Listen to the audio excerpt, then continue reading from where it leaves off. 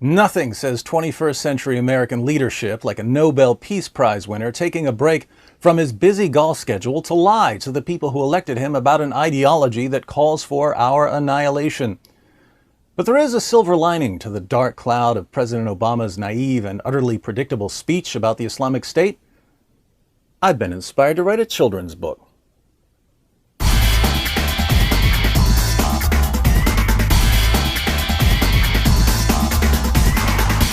Once upon a time, there was a beautiful country called Fantasyland, where saying something over and over again makes it true. The king of Fantasyland sat in the country's loftiest ivory tower.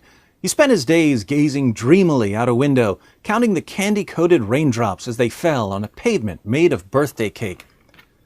One day, the king noticed something else falling with the candy-coated raindrops. Why, it was his approval rating.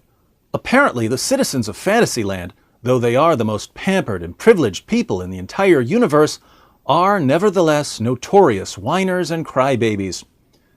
The king was sad that his subjects didn't like him as much as they used to, so he decided to cheer himself up by taking a ride through Bubblegum Forest on his favorite unicorn. As he trotted out of the capital of Fantasyland, Denial City, the king thought to himself, "I wish I could just get away from all of these complainers." But every wish comes true in Fantasyland, so the king was magically transported to a faraway place called Planet Reality. Since the king was educated in Fantasyland, he had no concept of reality. Imagine his surprise when he looked around and saw piles of dead bodies, bombs exploding, and women being dragged off to be raped. "This isn't how things work in Fantasyland," said the king. "Wherever could I be?" The nameless, faceless victims around him replied, "Welcome to Planet Reality." The king was confused. "What's causing all of this misery?" he asked. "Lots of things," they answered. "But the most immediate source of death, bombings, and rape is a book called the Quran." "The Quran?" laughed the king. "Don't you mean the Holy Quran?" The Holy Quran, the Holy Quran, the Holy Quran.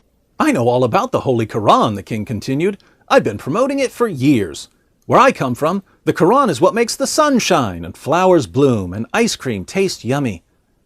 "Well," said the nameless, faceless victims, "that may be how the Quran works in Fantasyland, but here on Planet Reality, it commands Muhammad's followers to oppress and kill non-Muslims and hypocrites." The king was annoyed. "You must have done something to hurt the feelings of these folks who are coming from around the world to rape and slaughter you. I'll show you how to win their hearts. I'll get my wife, the queen, to hold up a sign that says, #Hey, stop raping and killing everyone. Then I'll give a speech telling these hurt feelings folks that their religion doesn't teach any of this. When they hear my speech and see that I respect them, their hearts will melt, they'll drop their guns, and they'll step forward for an embrace of mutual affection and understanding. That's how we solve problems in Fantasyland." The king turned away and headed straight for Rapistan, the heart of the Islamic State on Planet Reality.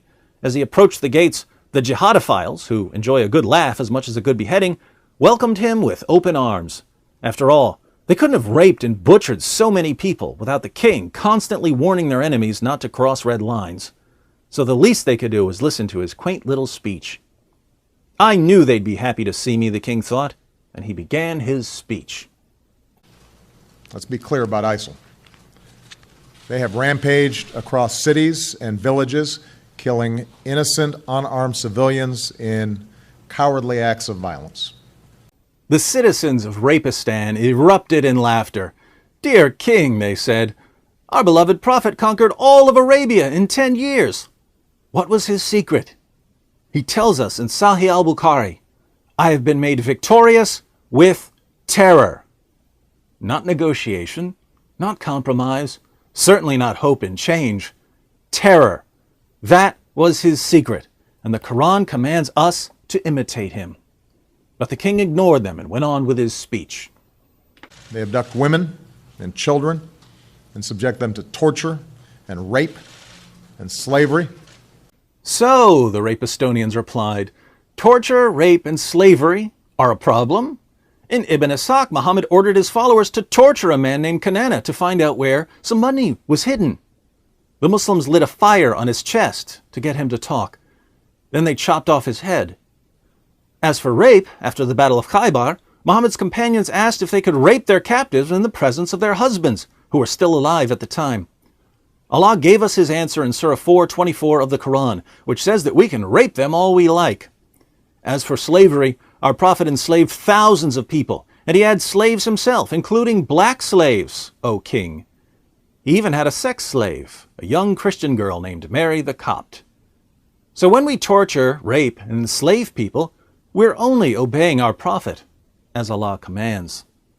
The king again pretended he didn't hear them. They have murdered Muslims, both Sunni and Shia, by the thousands. His listeners couldn't contain their amusement. But King, our Prophet commanded us to kill apostates, and his closest companion, the first rightly guided Caliph Abu Bakr, declared that anyone who diverges from core Muslim practices is an apostate. Abu Bakr waged war against hypocrites and apostates. So when we kill Muslims who aren't really obeying Muhammad's commands, we're only doing what we're told. The king paid no attention to them. They target Christians and religious minorities, driving them from their homes, murdering them when they can, for no other reason than they practice a different religion. The laughter grew. "O King, Allah commands us to attack and subjugate Christians in Surah 9:29 of the Quran, where he says, 'Fight those who do not believe in Allah,' not 'live in peace and harmony with those who do not believe in Allah.' How could Allah be any clearer that we're supposed to fight people because they practice a different religion?" The king pressed on. They declared their ambition to commit genocide against an ancient people. "Are you not hearing us, King?" the rapists shouted. "We're not killing them because of their race, we're killing them because of their religion, and only if they refuse to submit to Allah." But this is exactly what Muhammad said he was commanded to do. In Sahih al-Bukhari he proclaimed, "I have been ordered to fight the people till they say, 'There is no God but Allah.' And whoever said, 'There is no God but Allah,' Allah will save his property and his life from me." Once again, we're only imitating our Prophet. Are you condemning us for it? The king didn't answer. So ISIL speaks for no religion. The rapists sighed. "Ah, now we know where you're from, O king. You're from Fantasyland, aren't you? That's the place where everyone speaks for our religion, except the people who actually follow it." The king continued. Their victims are overwhelmingly Muslim, and no faith teaches people to massacre innocents. "As we've said," they rejoined, "Muslims who refuse to obey Allah are not innocent. That's why we're commanded to kill them as apostates and hypocrites. But if you're referring to Mr. Foley, he was an American. According to Allah, anyone who attacks a Muslim land is to be killed, and according to Muhammad, anyone who funds the attack is to receive the same penalty. Since the American military is funded by American taxpayers, Mr. Foley was already under a sentence of death. We only did what we were commanded." The king was too focused on his own words to hear anyone else. No just God would stand for what they did yesterday and what they do every single day. Here the listeners began to grumble, and many reached for their beheading knives. "Now, King, we've shown you that everything we're doing is done out of obedience to Allah. Yet you just said that no just God would stand for what we're doing. Are you calling Allah unjust?"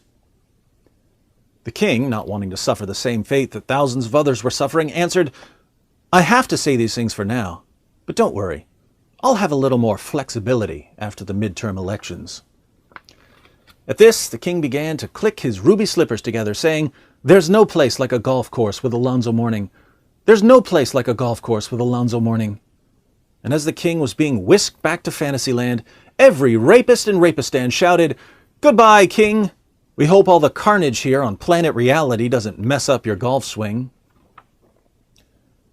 Suddenly, the king woke up and found himself on a pile of birthday cake with candy-coated raindrops landing gently on his face.